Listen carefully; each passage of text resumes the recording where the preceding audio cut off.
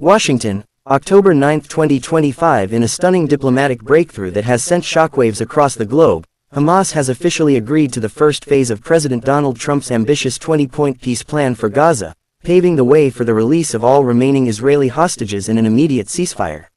Trump, in a triumphant post on Truth Social late Wednesday, declared the agreement a strong, durable, and everlasting peace, hailing it as the end to a conflict he dramatically framed as a 3,000-year war.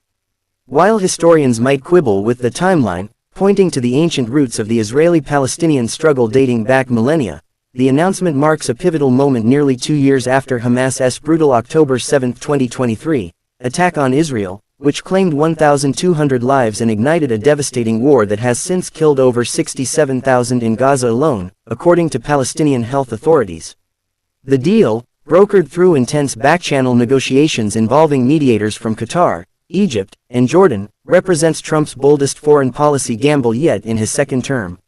Unveiled just days ago alongside Israeli Prime Minister Benjamin Netanyahu, the plan outlines a phased approach to de-escalation, an initial 72-hour halt to hostilities, the swift handover of the 48 hostages still held by Hamas with around 20 believed alive, and Israel's withdrawal to pre-agreed lines in northern Gaza.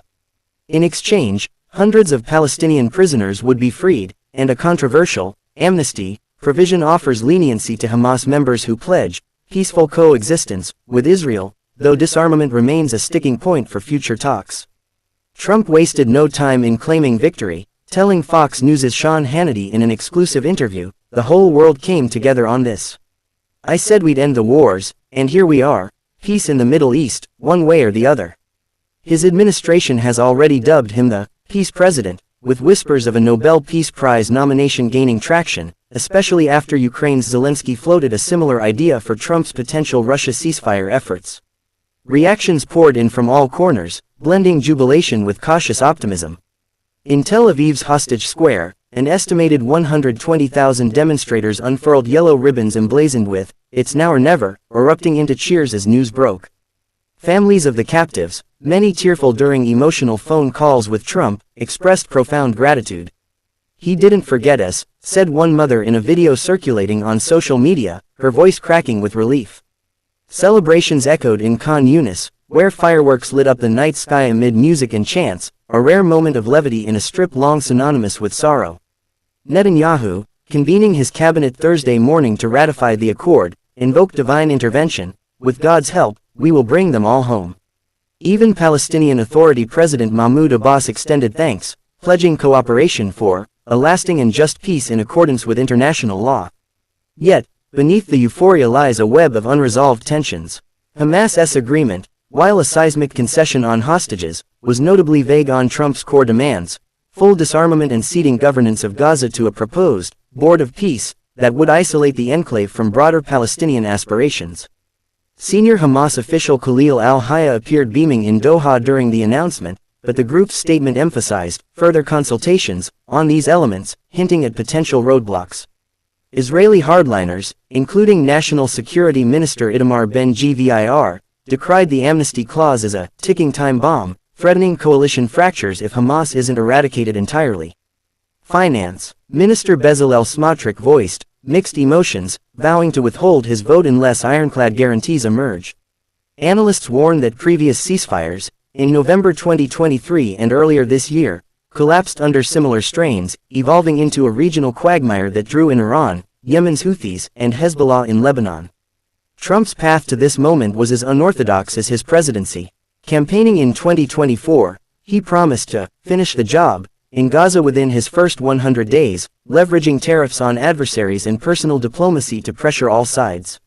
An ultimatum issued Sunday, "Except by 6 p.m. or face all hell," galvanized Hamas into partial compliance, prompting Trump to urge Israel to immediately stop bombing Gaza for safe extractions. On the ground, Al Jazeera reported an eerie quiet in Deir el-Balah around midnight, as if the enclave held its breath during Trump's Washington address. Qatar and Egypt, key facilitators, hailed the window for negotiations, while Saudi Arabia and Turkey quietly facilitated backroom deals. The human toll underscores the stakes. The October 7 assault's anniversary passed Tuesday amid grief, with Israel's military campaign leaving Gaza's infrastructure in ruins and famine looming. Trump's plan injects $50 billion in reconstruction aid, tied to demilitarization, but skeptics like Al Jazeera's Ali Hashim argue it risks isolating Gaza from the Palestinian cause, potentially fueling resentment.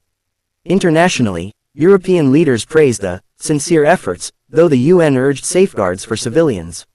On X, hashtags like #Trump Peace Deal trended, with supporters lauding the era of winning, and detractors mocking the hyperbole. One user quipped, 3,000 years. Try ending a tweet war first. For Trump, this is red meat for his base and a bomb for critics questioning his post-January 6 foreign policy chops. It eclipses Biden's stalled initiatives, positioning the 45th president as a Middle East maestro. Yet, as Netanyahu's team maps withdrawal lines in Hamas huddles over disarmament, the fragility is palpable. Will this be the durable peace Trump envisions, or another fleeting truce in a saga older than empires? As one hostage family member told NBC, "We've waited 2 years, hope hurts, but it's all we have left." The world watches, breaths held, as Phase 1 unfolds.